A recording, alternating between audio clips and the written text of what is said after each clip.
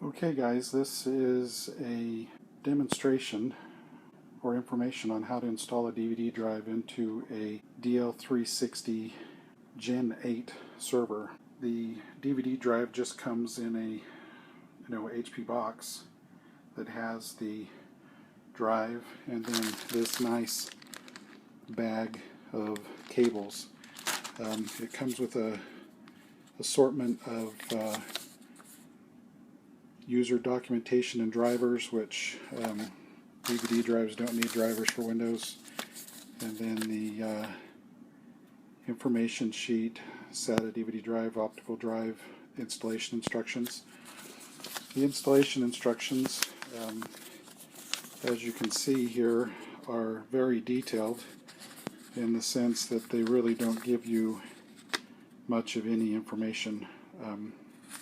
What you see there is the instructions that are in English, but it really doesn't give you much information for this specific model. The DVD drive is in this nice little cardboard pouch. You just pop it open and there's the DVD drive, and as you can see, this one has a screw port. On some of the other DL models, the 360s and so forth, you actually had a latch that you'd push and release the drive from the front of the unit, but on this one that is not the case.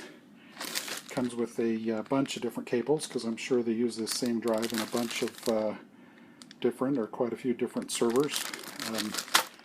The cable that we're going to use is just this cable. It has the power and the SATA all built into the combination end, as you can see there. It's kind of a dark room, so sorry about that, but both of the ends here, as I try to do this with one hand, are the same. Now when we look at the server itself, you can see the DVD drive will go into this location, but there's not really any description as to where the connector is. So in looking at it, the DVD connector is actually right there in the middle of the board, and it's labeled on there as the DVD connector, but it's pretty hard to see. You have to line up the connector properly, and because they are L-shaped, once you line it up appropriately, you can plug the connector in.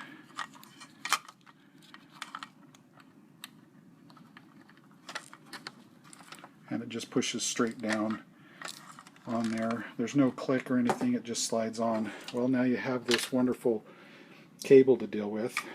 As you can see on this side, they have the cables that run up the channel that come to the drive bays. That's what feeds the drive bay here, is this cable with all of these wires. This side, as you can see, is really quite crowded.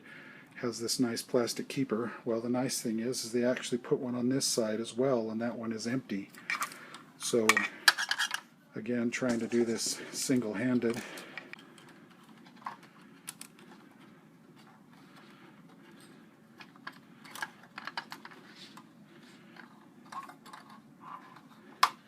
And feed them all the way up to the front, just like that.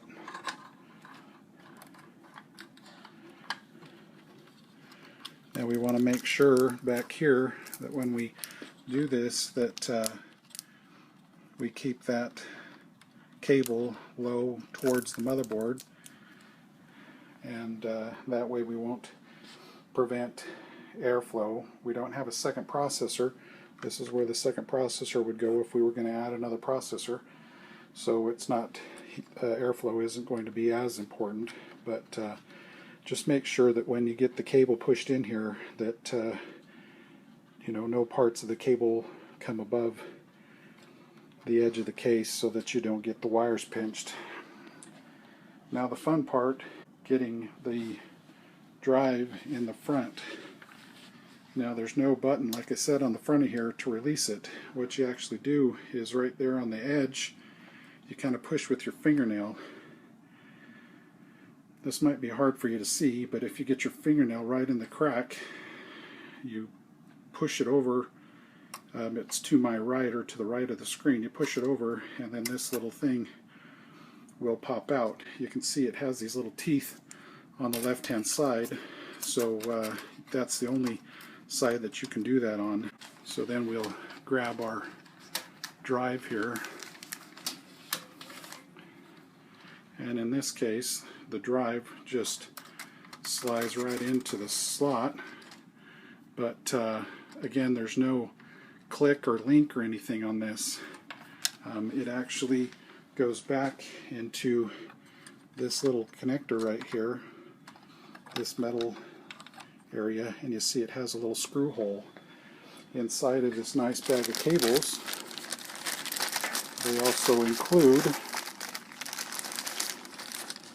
a little baggie that has one single little screw, and that is where the screw comes from that you'll need to screw in to that hole. So let me put the camera down and grab a screwdriver.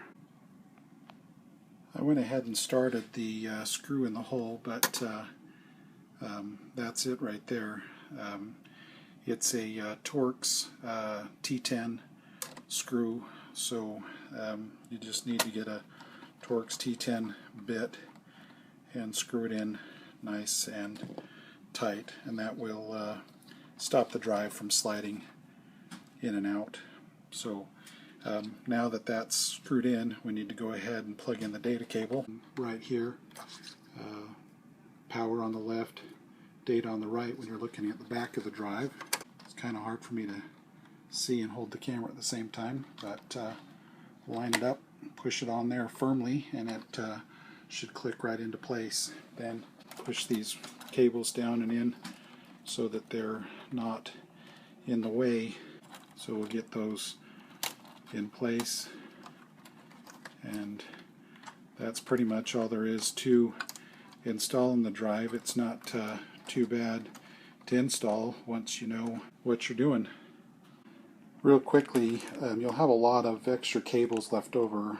Again, they use this same drive for multiple computers, so they include all the cables that you'd need to install this DVD drive in, a lot of different machines. So these basically, the rest of these cables are basically either hold on to for a rainy day or throw them away.